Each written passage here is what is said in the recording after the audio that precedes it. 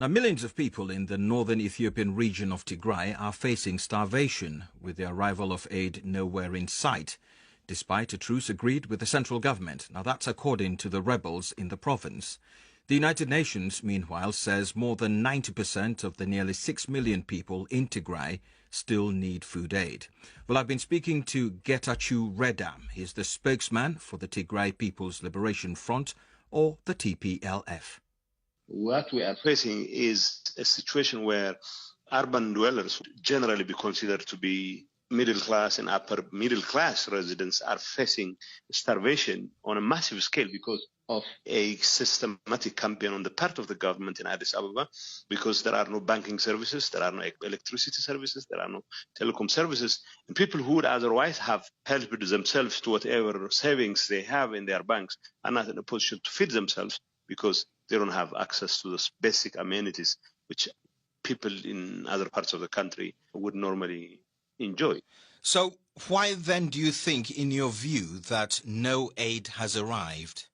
Well, my understanding is that the last 9 or so months has been publicly declared on the part of the government in Addis Ababa to use lack of food and lack of amenities as a weapon of war.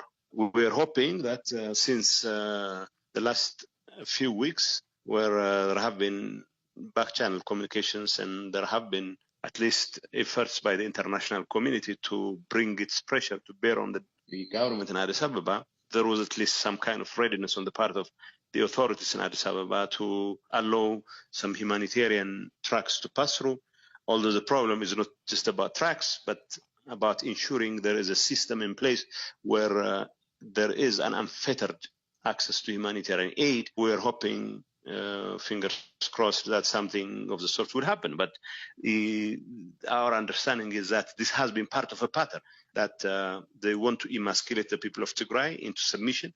They want to starve the people of Tigray into submission.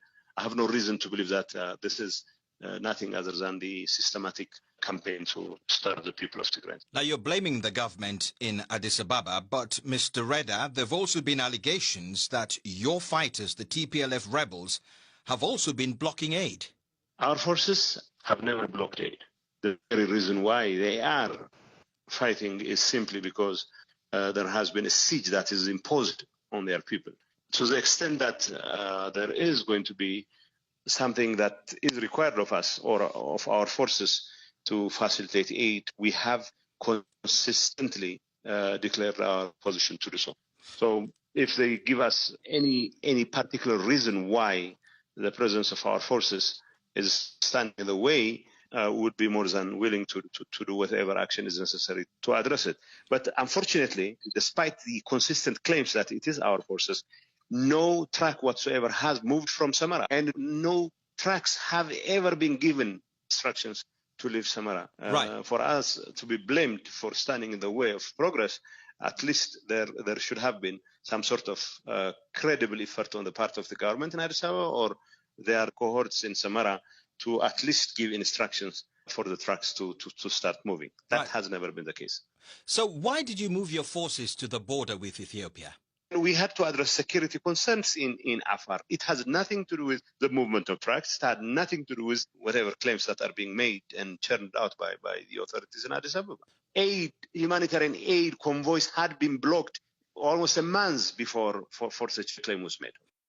And that's Getachew Reda. He's the spokesman for the Tigray People's Liberation Front, or TPLF, and he was speaking to me earlier. So what is the government in Addis Ababa's response to the allegations that it is blocking aid from reaching Tigray? Time to hear from the BBC's Kalkidan Yibeltal, who's in the Ethiopian capital, Addis Ababa. The government has been, on their part, pointing their fingers on the TPLF, as you raised it in your question to Getachew. The government has been saying that it's the TPLF that have been, blocking aid, particularly aid that was expected to be delivered on road along the Afar road. Most of the roads leading to Tigray have been either blocked or there are security threats. So aid agencies have been using the one from the Tigray's eastern border, Afar.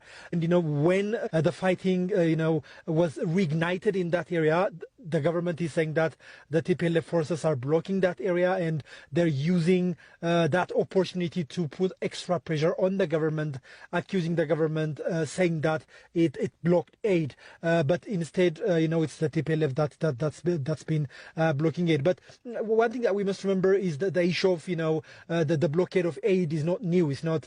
It doesn't come with the recent fighting in Afar. There have been allegations for quite some time that sufficient aid was not being delivered to Tigray.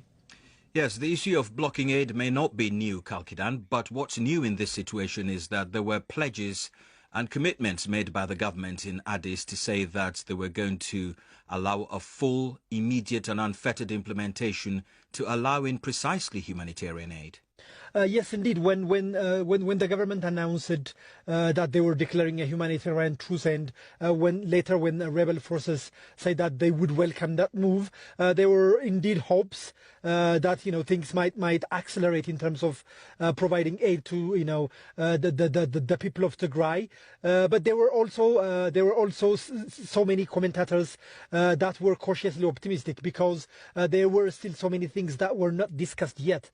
The government said that they were putting forward this truce on the conditions that the Tigrayans should leave areas that they control in Afar, and the Tigrayans were saying that they are welcoming this gesture on the condition that aid is being delivered to their region in unrestricted fashion. So there was this cautions, and also there were the issues of basic services in Tigray, electricity, banking, the internet and phone lines that still are not discussed. So while the truce was welcomed by many, it was clear even at that point that there were still so many things to be discussed and so many miles to go. And has the United Nations had anything to say about the delivery of aid?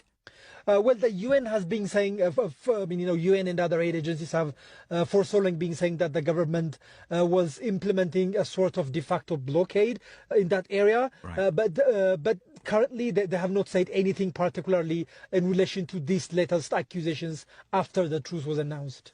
And that was Kalkidan Yubeltal speaking to me from the Ethiopian capital, Addis Ababa. This is Focus on Africa in the World Service of the BBC with me, Esau Williams, at 1919.